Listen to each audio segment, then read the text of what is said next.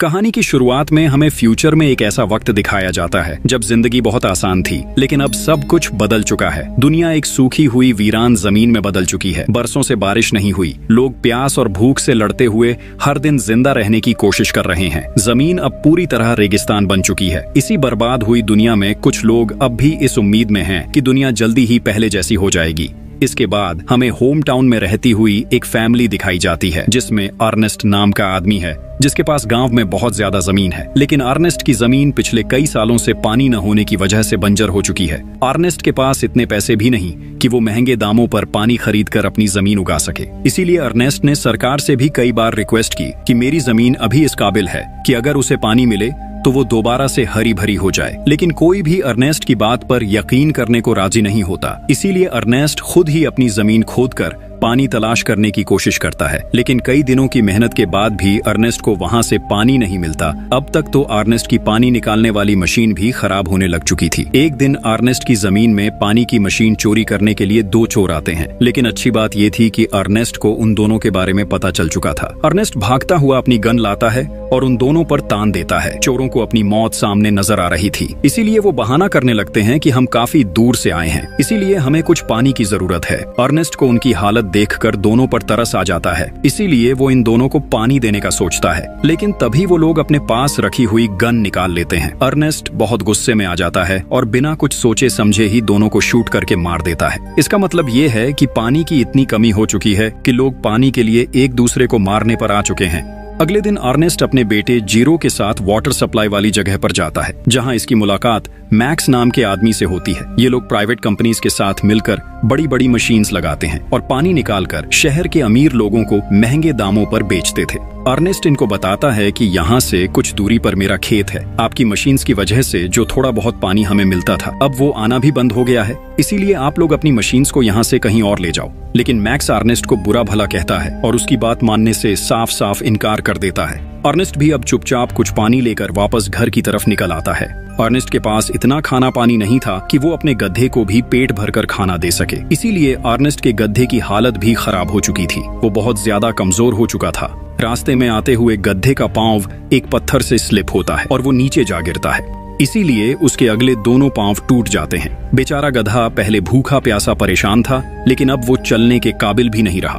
वो बहुत ज्यादा दर्द में था। अब अर्नेस्ट अपने गधे को दर्द से आजाद करने के लिए ना चाहते हुए भी उसे मार देता है। इसके बाद ये दोनों घर वापस आ जाते हैं, जहां हम अर्नेस्ट की बेटी मैरी को देखते हैं, जो मिट्टी की मदद से बर्तन साफ कर रही थी। अब इन लोगों के पास सामान इधर उधर ले जाने के लिए गधा नहीं था, इसीलिए अर्नेस्ट अपने बेटे के साथ रोबोटिक फार्म में जाता है, जहां ऐसे रोबोट्स तैयार किए जाते हैं जो लोगों के लिए एनिमल्स की तरह काम करते हैं। आज इस कंपनी ने पहली बार एक रोबोट तैयार किया था जो ह्यूमन नीड्स के हिसाब से बनाया गया था। सभी लोग यहाँ इकट्ठे हो जाते हैं, इसीलिए इस रोबोट की बोली लगना शुरू हो चुकी थी। यहाँ फ्लैम नाम का आदमी किसी तरह भी इस रोबोट को खरीदना चाहता था, लेकिन अर्नेस्ट फ्लैम से ज्यादा बोली लगाकर रोबोट को बाय कर लेता है, जिस बात का फ्लैम को बहुत गुस्सा था। इसके बाद अर्नेस्ट और जीरो अर्नेस्ट की वाइफ कैरोलीन से मिलने एक हॉस्पिटल जाते हैं। अर्नेस्ट की वाइफ कुछ समय पहले एक एक्सीडेंट की वजह से बहुत ज्यादा बीमार हो गई थी, इसीलिए कैरोलीन अब एक खास फ्रेम की मदद से ही जिंदा रह सकती है। अर्नेस्ट के पास इतने पैसे नहीं थे कि वो ये फ्रेम बाय करके अपनी वाइफ को घर ला सके, इसीलिए कैरोलीन हॉस्पिटल में ही रहती है और सारी फैमिली कैरोलीन से मिलने हॉस्पिटल ही आती है। कैरोलीन से मिलने के बाद बाप बेटा घर की तरफ चल जाते हैं। रास्ते में इन दोनों को रूबी नाम का आदमी मिलता है, जो खाना पानी न होने की वजह से बहुत ज्यादा परेशान था। उसके पास इतने पैसे नहीं थे कि वो अपने बच्चे को पाल सके, इसीलिए रूबी रोड पर अपने बेटे को सेल करने के लिए खड़ा था। अर्नेस्ट को जब पता चलता है तो वो रूबी को ऐसा करने से रोकता है। अर्नेस्ट रूबी को हौसला देता है और कहता है, तुमको ऐसा नहीं करना चाहिए।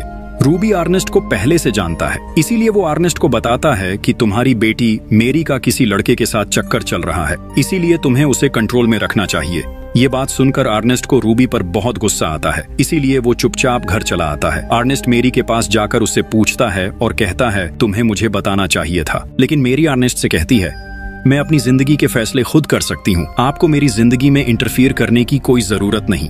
अर्नेस्ट अपनी बेटी का ऐसा बिहेवियर देखकर अंदर से टूट जाता है और गुस्से में आकर मैरी को रूम में लॉक कर देता है। अगले दिन अर्नेस्ट को पता चलता है कि उसका रोबोटिक गधा चोरी हो चुका है। अर्नेस्ट का पूरा शक फ्लैम पर ही जाता है, क्योंकि फ्लैम ही रोबोटिक गधा खरीदना चाहता था। अर्नेस्ट अब फ्लैम के पास जाने वाला था, तभी वहाँ वाटर सप्लाई वाले लोग आ जाते हैं, जो आते ही अर्नेस्ट को इतना मारते हैं कि वो बेहोश हो जाता है। थोड़ी देर बाद जब अर्नेस्ट की आंख खुली तब वो लोग अर्नेस्ट को बताते हैं कि हमने खुद तुम्हें तुम्हारे रोबोटिक गधे के साथ यहाँ से पानी चुराते हुए देखा है। अर्नेस्ट उनकी समझाने की कोशिश करता है कि उसने कुछ नहीं किया, लेकिन वो लोग अर्नेस्ट की एक नहीं सुन रहे थे। किसी तरह अर्नेस्ट अपनी गन तक पहुंचता है और सबको गन पॉइंट पर ले लेता है। वो लोग गन देखकर पीछे हो जाते हैं, जिससे अर्नेस्ट को यहाँ से भागने का मौका मिल जाता है। अर्नेस्ट किसी भी हाल में फ्लैम को ढूंढना चाहता है, क्योंकि अब उसे यकीन हो चुका है कि ये काम फ्लैम का ही है। थोड़ी देर बाद जब अर्नेस्ट को फ्लैम मिलता है तो अर्नेस्ट उसे गन पॉइंट पर करके वाटर सप्लाई वालों की तरफ जाने के लिए फोर्स करता है, क्योंकि अर्नेस्ट अपने आप को बेगुनाह साबित करना चाहता है। अर्नेस्ट बहुत ज्यादा जख्मी था, उसकी हालत बहुत ज्यादा खराब थी, लेकिन फिर भी वो फ्लैम को उन लोगों के पास ले जाने लगता है। अर्नेस्ट थोड़ा ही चलने पर डिहाइड्रेशन का शिकार हो चुका और फ्लैम को भी इस बात का अंदाजा हो चुका था। फ्लैम अर्नेस्ट से कहता है कि हमारे पास बहुत सारा पानी मौजूद है, तुम इस पानी में से थोड़ा पानी पी सकते हो, बाद में हम इस पानी को बेचकर अच्छे खासे पैसे बटोर लेंगे। अर्नेस्ट की हालत ऐसी नहीं थी कि वो पानी के बिना एक और कदम भी चल पाता, इसीलिए वो थोड़ा सा पानी पी लेता है, लेकिन वो पानी बेचना नहीं चाहता, क्योंकि सप्लायर्स के सामने अर्नेस्ट को अपने आप को बेगुनाह साबित करना है। इसके बाद ये दोनों वहाँ से आगे बढ़ने लगते हैं, लेकिन अर्नेस्ट के कदम लड़खड़ाने लगते हैं। फ्लैम के दिमाग में लालच आता है, इसीलिए वो एक पत्थर उठाकर अर्नेस्ट के सर पर दे मारता है। पत्थर लगते ही अर्नेस्ट नीचे गिरता है और वहीं पर उसकी मौत हो जाती है। फ्लैम वहाँ ऐसा सीन क्रिएट करता है जिससे सबको लगे कि अर्नेस्ट को उसके रोबोटिक गधे ने ही मारा है। इसके बाद फ्लैम अर्नेस्ट के घर जाता है जहाँ वो मैरी से मिलता है। तब हमें पता चलता है कि फ्लैम वही लड़का है जिससे अर्नेस्ट की बेटी का चक्कर चल रहा था।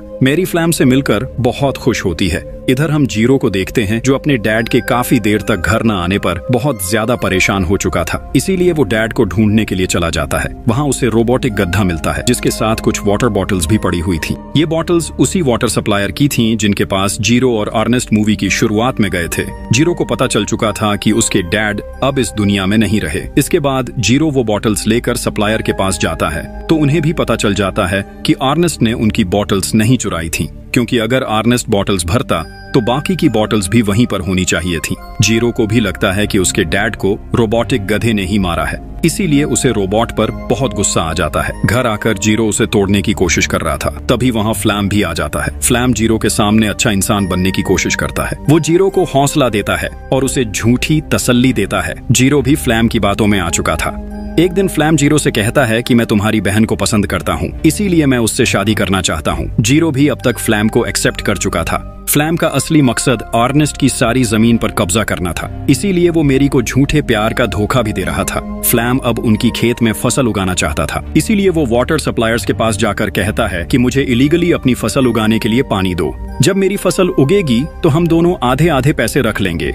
सप्लायर्स को भी कंपनी से ज्यादा कुछ नहीं मिलता था, इसीलिए वो बिना सोचे समझे ही फ्लैम की बात मान जाते हैं। अब फ्लैम को उसकी फसल उगाने के लिए बहुत सारा पानी दे दिया जाता है। फ्लैम फसल पर बहुत ज्यादा मेहनत करता है। जल्द ही उनकी जमीन में फसल उगना शुरू हो जाती है। फ्लैम और जीरो अपनी जमीन में फसल देखकर बहुत ज्यादा खुश थे।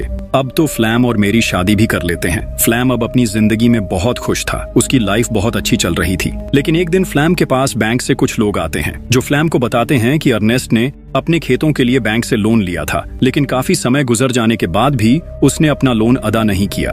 अगर कुछ दिन तक लोन वापस न किया गया तो बैंक उसकी सारी जमीन पर कब्जा कर लेगा। फ्लैम को बैंकर्स की ये बात सुनकर बहुत ज्यादा गुस्सा आता है, क्योंकि उसने इन खेतों पर बहुत मेहनत की थी। वो किसी भी हाल में अपने खेत बचाना चाहता था। फ्लैम बहुत चालाक इंसान है, इसलिए वो रूबी के पास जाता है। रूबी बहुत गरीब है और आज से कुछ समय पहले वो गरीबी की वजह से अपना बच्चा बेच रहा था। फ्लैम रूबी के पास जाकर कहता है, मैं तुम्हारी मदद करूंगा, तुम मेरे साथ चलो।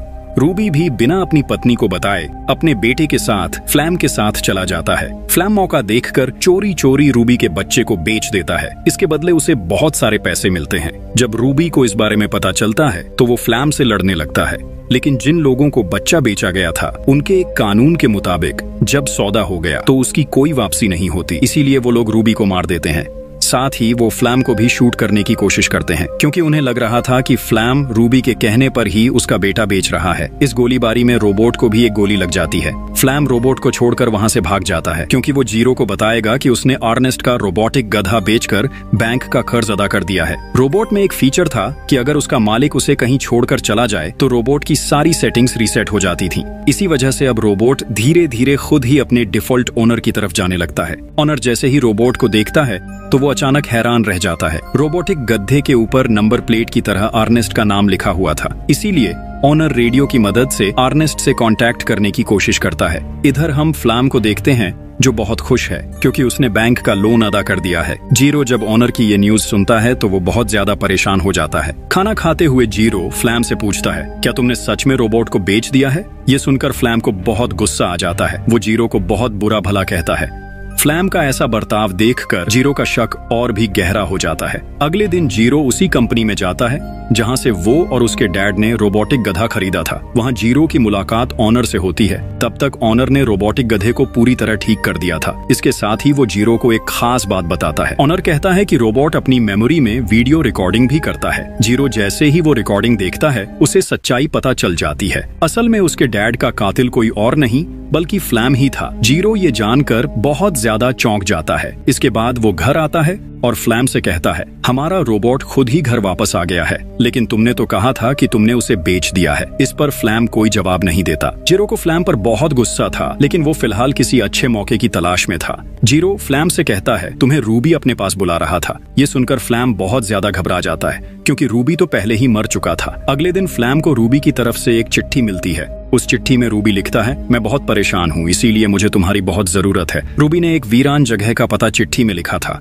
अगले दिन फ्लैम अपने रोबोटिक गधे के साथ रूबी द्वारा बताए हुए स्थान की तरफ जाने लगता है, लेकिन तभी उसका पैर किसी चीज में अटक जाता है। वो नीचे एक गहरे गड्ढे में गिर जाता है। गड्ढा इतना गहरा था कि फ्लैम की टांग टूट जाती है। तभी वहां जीरो आता है। जीरो की आंखों में देखकर फ्लैम समझ जाता है कि जीरो अब सब कुछ जान चुका है। फ्लैम अब भी जीरो को अपनी बातों में उलझाने की कोशिश करता है, लेकिन सच्चाई अब जीरो के सामने आ चुकी थी। जीरो फ्लैम को मार देता है और रोबोटिक गधे के साथ घर वापस आ जाता है, लेकिन वो मेरी को इस बारे में कुछ भी नहीं बताता क्योंकि अब मेरी फ्लैम के बच्चे की माँ बनने वाली थी। काफी देर तक फ्लैम घर नहीं आया था, इसीलिए मेरी बहुत परेशान हो जाती है। मेरी जीरो से कहती है कि अब हमें अपनी माँ को घर ले आना चाहिए क्योंकि अब हमारे पास इतने पैसे हैं कि हम अपनी माँ का फ्रेम अफोर्ड कर सकते हैं, क्योंकि अब उनकी फसल बहुत अच्छी हो चुकी थी। और इसी के साथ मूवी यही खत्म हो जाती है। आपको ये मूवी कैसी लगी कमेंट्स में जरूर बताइएगा। Thanks for watching.